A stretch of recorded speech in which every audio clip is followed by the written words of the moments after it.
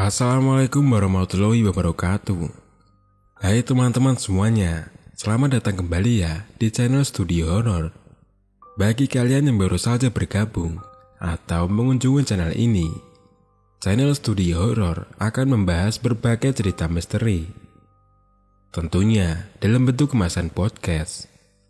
Studio Horor kali ini akan menceritakan mengenai warung gaib tepi jalan. Cerita misteri ini bersumber dari penjahat Klausa. Dan sebelum kita membahas lebih lanjut, alangkah baiknya silakan melakukan subscribe terlebih dahulu ya, agar bisa mengikuti video terbaru dari channel Studio Horor berikutnya. Selamat malam, dan berjumpa lagi denganku malam ini. Aku suguhkan cerita horor untuk menemani kalian di malam ini. Mungkin beberapa dari kalian pernah mendengar, bahkan mengalami kisah ini dalam sebuah perjalanan. Warung gaib tepi jalan. Aku adalah mahasiswa di salah satu perguruan tinggi yang ada di Jawa Tengah. Setiap hari kalau dari kampus selalu pulang larut malam. Bukan ada mata kuliah tambahan, melainkan nongkrong-nongkrong gak jelas untuk refreshing dengan teman-teman. Melihat jam sudah menunjukkan pukul 11:30 malam, aku dan 3 teman, sebut saja namanya Ivan, Rizky, dan Sony, memutuskan untuk pulang. Dan seperti biasa, aku dan Sony selalu bareng, karena jalur rumah kami hampir searah. Kami berdua menggunakan sepeda motor masing-masing. Di awal perjalanan menuju pulang, kami menjalankan motor beriringan satu sama lain.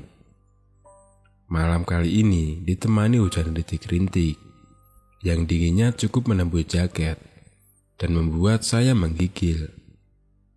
Tiba-tiba, Sony meminggirkan motornya dan mengajakku untuk mampir bila ada warung nanti. Karena kami memang belum makan sejak tadi siang. Setelah saya menyetujui, dia pun kembali jalan, dan saya jalan di belakang Sony. Di perjalanan yang sepi dan sangat sunyi. Namun malam ini sangat berbeda. Biasanya, saya pulang jam 12:30 dini hari saja, tidak sepi seperti ini. Walaupun hujan rintik-rintik, masih ada yang berlalu lalang. Namun saya tepiskan pikiran itu. Mungkin itu hanya perasaan saya saja. Sialan, malam ini memang begitu dingin sekali. Aku mengurangi kecepatan motor, karena dingin yang membuat konsentrasi menjadi buyar saat mengendarai motor. Tiba-tiba, Sony yang di depanku berhenti. "Kenapa Son motor kamu?" tanyaku kepada Sony. "Tadi aku gak lihat ada polisi tidur gede banget. Aku hantem aja. Makanya aku berhenti untuk mengecek. Takut kenapa-kenapa nih motor," jawab Sony. "Polisi tidur? Setahu aku, ini jalan gak ada polisi tidurnya. Dan aku dari tadi di belakang kamu juga, gak lihat kamu ngantem apapun," seru saya. Aku berusaha meyakinkan diri dengan apa yang aku dengar dan memeriksa lingkungan sekitar. Dan hal ini membuat kacau pikiran saya. Apa yang terjadi dan apa mungkin Sony hanya bercanda? Sony gak mungkin bercanda, karena setahu saya, dia itu orangnya kalem. Dan untuk bercanda pun jarang sekali. Setelah Sony mengecek motornya, kita kembali berjalan. Saya melihat-lihat sekitar. Ternyata hanya aku dan Sony saja yang berada di jalan malam itu. Dan itu yang membuatku heran dan penasaran. Tidak lama, dari kejauhan, samar-samar lampu 5 watt, dan begitu semakin dekat, itu ternyata sebuah warung. Warung itu tepat di sebelah kiri sebuah baliho atau papan iklan besar yang masih kosong. Belum ada iklan yang terpampang. Akhirnya kami berhenti dan mampir ke warung tersebut. Saat aku turun dari motor, tiba-tiba kakiku tersandung papan kilometer yang tingginya selutut dan cukup membuat kaki menjadi sakit. Sudahlah, faktor dingin dan sedikit kecapean membuatku nggak melihat adanya papan kilometer itu. Kami berdua masuk ke warung tersebut. Tersedia bangku dan meja. Kami pun duduk. Setelah kami duduk, keluarlah seorang ibu-ibu dan seorang bapak. Sepertinya mereka suami istri, dan menyapa dengan ramah sambil tersenyum. "Pesan apa, Mas?" tanya ibu warung itu sambil tersenyum. "Pesan kopinya 2, Bu. Kalau ada makanan ringan seperti roti juga pesan 2 ya, Bu," jawab Sony. Ibu itu pun tersenyum dan kembali masuk ke warung untuk membuatkan kopi. Sambil menunggu, saya pun iseng-iseng bertanya kepada suami si ibu warung. "Warungnya buka 24 jam ya, Pak?" tanyaku. "Iya, Mas. Saya berjaga bergantian dengan istri saya," jawab bapak itu. "Malam ini dingin sekali ya, Pak, dan jalan begitu sepi sekali," ujarku. Dan bapak itu hanya tersenyum kepadaku. "Ini, Mas, kopi sama rotinya," ujar si ibu. "Oh iya, terima kasih ya, Bu," jawab Sony. Saya buatkan tahu isi juga. "Dingin-dingin begini enak loh, Mas, untuk isi perut Mas ini. Masih hangat loh, Mas," ujar ibu warung. "Iya, Bu, terima kasih banget," jawabku. Lagi-lagi, ibu itu hanya tersenyum kepada kami. Lalu aku ambil tahu isi itu. Kebetulan memang sangatlah lapar, karena menerjang dinginnya malam ditambah rintik hujan. Hal yang luar biasa ketika mencicipi hidangannya sangat enak dan tidak pernah ketemui kala itu. Seperti biasa, sehabis makan, saya bakar sebatang rokok sambil menyeruput kopi hitam hangat. Beberapa saat kemudian, "Semuanya tadi berapanya, Bu?" "Kopi 2, rotinya 2, dan tahu isi kita berdua habiskan," ujar Sony sambil tertawa. "Semuanya 20.000, Mas," jawab ibu warung sambil tersenyum. Setelah kami membayarnya, kami pun segera melanjutkan perjalanan pulang. Saat kami menuju motor, lagi-lagi aku tersandung papan kilometer. Oke, kali ini aku benar-benar meleng. Penasaran dengan papan kilometer yang membuat kaki saya tersandung, aku pun melihatnya. Di sana tertulis kilometer 12. Setelah rasa penasaran saya hilang, akhirnya kami pun melanjutkan perjalanan pulang. Jalanan masih sepi. Hujan rintik-rintik sepertinya tak mau berhenti juga. Di pertigaan jalan, aku berpisah dengan Sony, dan rumahku masih agak jauh sedikit.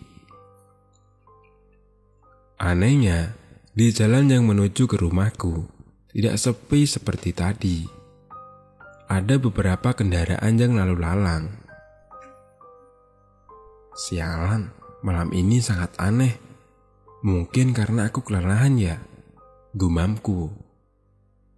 Sesampainya di rumah, aku sholat Isya dan membersihkan diri. Mata pun belum mau menutup alias belum ngantuk. Aku pun mendengarkan lagu.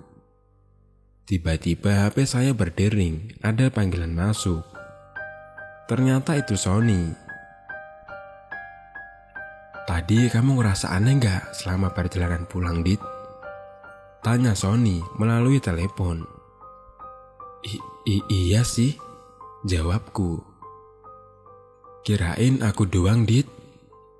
Motor aku pas dicek di rumah, ternyata juga gak rusak. Padahal tadi itu aku hantam polisi tidur gede banget cuy," ujar Sony. "Ya syukur deh Son, sorry, aku capek banget nih. Aku tutup dulu ya. Besok di kampus aja ngomonginnya," jawab saya. "Oh oke Dit," ujar Sony. Karena perjalanan tadi membuatku bingung, akhirnya aku memutuskan untuk tidur dan menutup telepon dari Sony. Seperti biasa, alarm HP-ku pukul 5 pagi berdering untuk membangunkan sholat subuh. Mata terasa berat untuk melek, namun betapa kagetnya saya karena terlihat samar-samar bapak dan ibu warung itu sekarang tengah berdiri di sudut kamar saya dengan muka pucat dan tanpa berekspresi. Aroma busuk seketika menyelimuti seluruh ruanganku.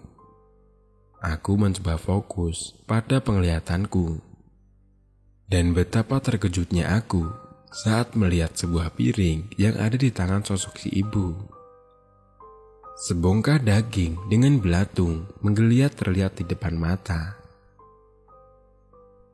Tubuhku terasa lemas dan tidak bisa teriak sama sekali. Perlahan sosok bapak itu melambaikan tangannya kepadaku tanpa berkata apapun. Tolong!" Dengan sekuat tenaga aku teriak, namun suara tak bisa keluar. Sebuah pemandangan yang sangat mengerikan, bukan? Aku mencoba untuk membaca ayat-ayat yang aku bisa sambil memejamkan mata, berharap sosok itu pergi. Dan memang benar saja, ketika azan subuh berkumandang, aroma busuk pun menghilang, dan sosok itu juga hilang. Pagi pun menjelang, jam menunjukkan pukul 7 pagi. Aku pun bergegas untuk berangkat ke kampus.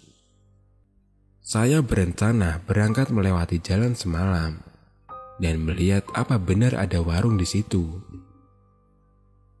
Teringat ada papan iklan besar dan papan kilometer 12 di sana. Akhirnya, aku sampai di jalan yang kemarin saya lewati. Ternyata jalan ini tidak sesepi malam hari. Dari kejauhan terlihat papan iklan besar. Setelah aku dekati, di sana juga terdapat papan kilometer bertuliskan kilometer 12 yang membuat saya tersandung semalam.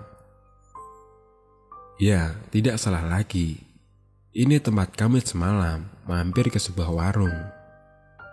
Dan betapa kagetnya, karena tepat di sebelah kiri papan iklan besar yang masih kosong itu, ternyata hanya sebuah kebun kosong yang ditumbuhi rumput ilalang dan semak belukar. Tidak ada satupun warung di situ. Namun di dalam kebun terlihat dari kejauhan ada sebuah rumah kosong yang nampak tua. Rumah itu atapnya sudah runtuh sebagian. Entah aku berhalusinasi atau tidak. Di sana terlihat sosok perempuan melambaikan tangan dari dalam rumah tua itu. Dengan jelas aku melihat rambutnya panjang, bergaun putih. Wah, itu membuatku gemetar dan saya cepat-cepat starter motor untuk pergi dari tempat itu. Karena aku belum sarapan dan gemetaran akibat hari sialan tadi, akhirnya aku berhenti di tempat jualan nasi uduk. "Bu, nasi uduknya 1 ya?" ujarku. "Iya mas," jawab ibu itu.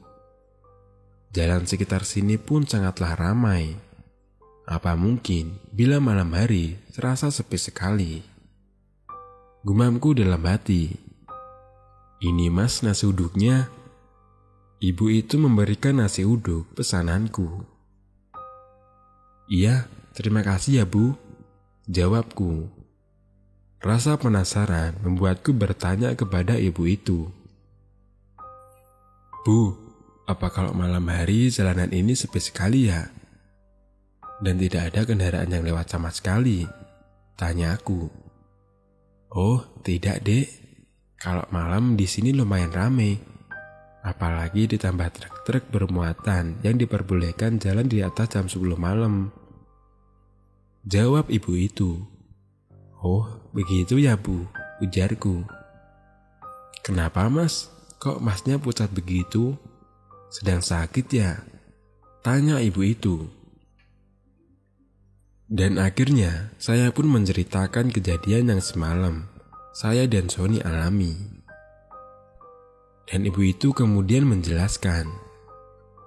Dulu di kilometer 12 itu ada sebuah truk yang menabrak warung. Dan warung itu hancur tak berbentuk, menewaskan pemilik warung tersebut, yaitu pasangan suami istri. Rumah di dalam kebun itu adalah rumah pemilik warung yang tewas itu. Jadi yang mas makan semalam itu hanyalah tipuan mata saja mas. Mas itu sebenarnya nggak makan apa-apa, ungkap ibu itu. Aku sering melewati jalanan ini, tapi baru kali ini aku merasakan hal seperti semalam bu, kataku. Iya, kemana-mana banyakin doa ya mas. Ibu itu memberi saran. Setelah mendengar penjelasan ibu warung itu, saya pun rasanya ingin pingsan. Berarti penampakan di kamarku tadi pagi itu bukan halusinasi saja, melainkan penampakan hantu pemilik warung itu. Beberapa hari kemudian, aku menceritakan kejadian yang aku alami ke Sony. Ia juga mendapat gangguan yang sama. Semenjak saat itu, kami sebisa mungkin pulang kuliah sebelum maghrib. Dan cerita pun selesai. Terima kasih teman-teman, karena sudah mau menonton video terbaru dari channel Studio Horor. Dan wassalamualaikum warahmatullahi wabarakatuh.